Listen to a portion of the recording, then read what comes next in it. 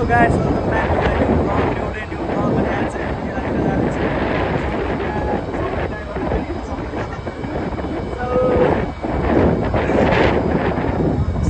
आज हाम्रो गरुडडोलीतिर आइपुग्यौँ हैन। ल अब हामी चाहिँ टक्कसँगले बसमा चढिसक्यौँ साथीभाइहरू, टक्क छ केटाहरू। कस्तो छ यो बाटो चाहिँ, कस्तो लागिरहेछ यो बाटो चाहिँ यताको अहिले कानेपुग्री टु बङ्गलाबारी दबोल्ने यो बाटो चाहिँ अहिले लास्ट खराब भइरहेछ कि यो बाटो चाहिँ कहिले बन्ने हो त्यो चाहिँ थाहा भएन। हाम्रो दाजु चाहिँ सेन्डी भएर बसिराख्नु भएको छ। के भयो त बनाउँदा टक्कसँगले सबजनाले भिडियो चाहिँ फुल हेर्नु क्या, रोमान्स हुन्छ क्या भिडियोमा। चाहिँ हामी आइसकेको छौँ होइन मेलातिर। अहिले चाहिँ हामी पस्दिनौँ, अहिले त यस्तो हावासावा खाएर हल्का फ्रेस फ्रेस भएर अनि पसिन्छ। यहाँ मुख धुम भनेको मुख धुने ठाउँ पनि छैन अब यति भित्रतिर। हामी चाहिँ अब टक्क मेलातिर पस्दैछौँ।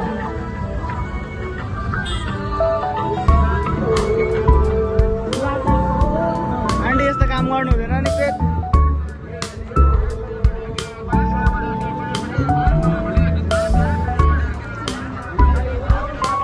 हाम्रो पछाडि चाहिँ के हो राम्रो राम्रो जस्तो देख्छु म चाहिँ, दिदीहरू टाइपको बबाल बबाल देखिरहेको छु।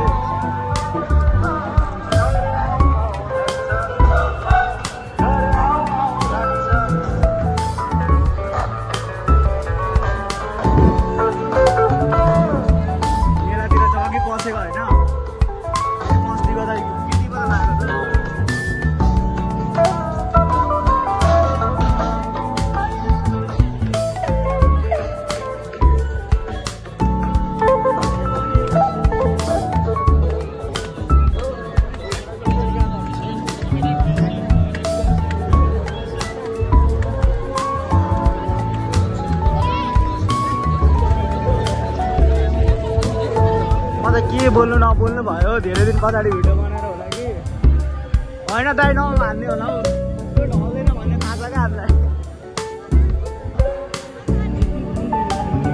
ए कडा छ त दिदीहरूले त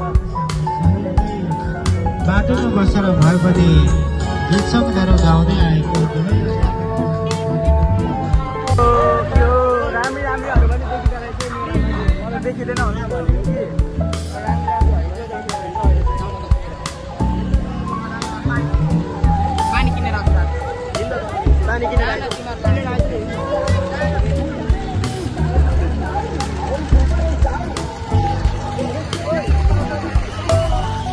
अब हामी चाहिँ यहाँनिर टक्कसँगले यो खाइदिउँ।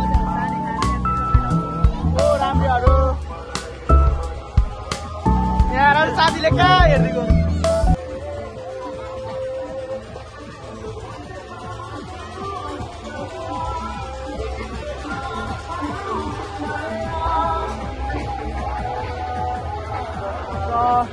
हेलो दिदी।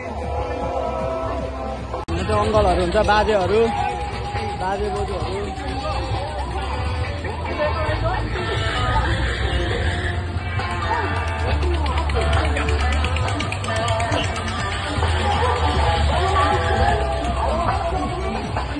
अघि भर्खर दिएको होइन कतिचोटि दिनु तिमीहरूलाई, अघि भर्खर दिएको भाइहरूले कतिचोटि दिनु होइन त। हाम्रो पढ्ने ट्रेनको प्रतियोगिता पनि हुनेछ। ढोल प्रतियोगिताको साथीहरू पनि तयारी अवस्थामा हुन्छ। विभिन्न गाउँको संस्कार ढोल प्रतियोगिता प्रतियोगीहरू आउने क्रम जारी छ।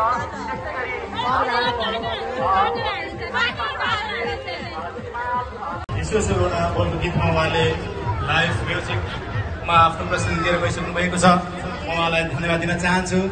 र हामीले विशिष्ट अतिथिको रूपमा हाम्रा यस क्षेत्रका माननीय द्वय शोभा चेम्जम पालुङवा, हाम्रो भाउजू र त्यस्तै गरेर माननीय विद्या चामलिङ भाउजूले हामीलाई शुभकामना पठाउनु भएको छ।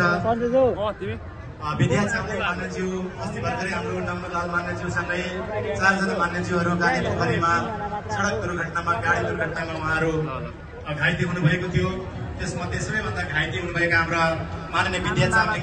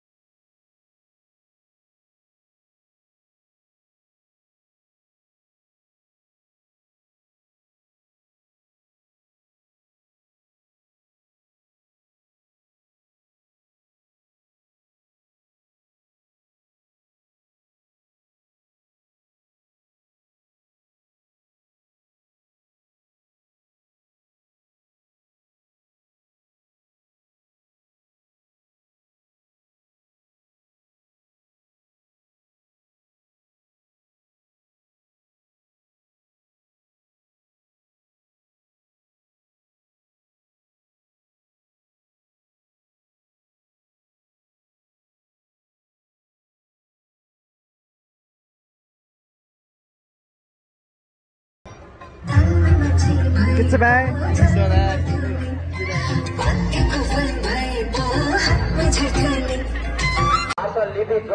हाम्रो यहाँ पानीपुरी बन्दैछ टक्क तरिकाले।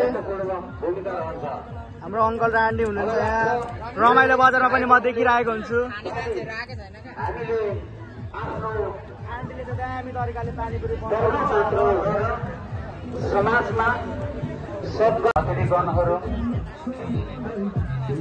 राजनीतिक दलका प्रमुखज्यूहरू वार्ड अध्यक्षज्यूहरू सुरक्षाकर्मी प्रमुखज्यूहरू यहाँ उपस्थित।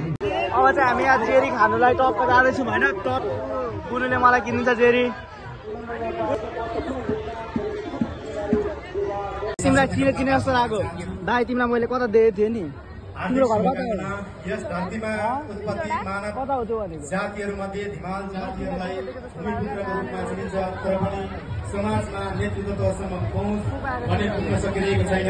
तर पनि आफ्नो कला संस्कार संस्कृतिलाई बचाउन भने उत्तिकै मेहनतका साथ अस्तित्व कायम गर्नुभएको छ। साथै यस पूर्णबारी स्थित संस्थाले प्रत्येक वर्ष आफ्नो कला संस्कृति र इतिहासलाई कायम राख्न